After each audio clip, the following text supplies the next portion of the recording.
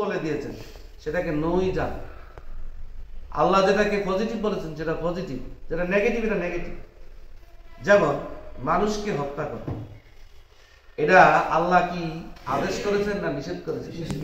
এই নিষেধ আমাদের কি ওভারটেক করতে হবে না নিষেধটা মেনে চলতে হবে? তাহলে এটা আল্লাহর আদেশ এবং নিষেধ মানাকে ইবাদত বলে। এই অনুযায়ী জীবন পরিচালনা করাকে মুমিনের জিন্দেগি বলে। মুমিন আল্লাহর আদেশ নিষেধের বাইরে যেতে পারে না, এটা কল্পনা করা যায়।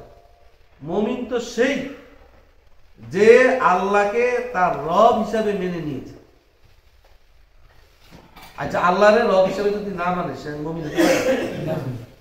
তাহলে রব মানে আল্লাহ তিনটা সিফাতি নাম আছে, এটা অ্যাকসেপ্টেশন, এটা অন্যদের সাথে মিলবে। রব, মালিক, ইলাহ। রব, মালিক, ইলাহ। রব বলে আমরা যিনি আমাদেরকে লালন পালন করেন। আমার মায়ের পেটে আমি যখন আসি নাই, বাবার শুক্রাণুর মধ্যে যেই শুক্রাণুটার দ্বারা আমি আপনি সৃষ্টি তৈরি, সেটা সংরক্ষণ করেছেন কে? বলেন, কে করছেন? আল্লাহ।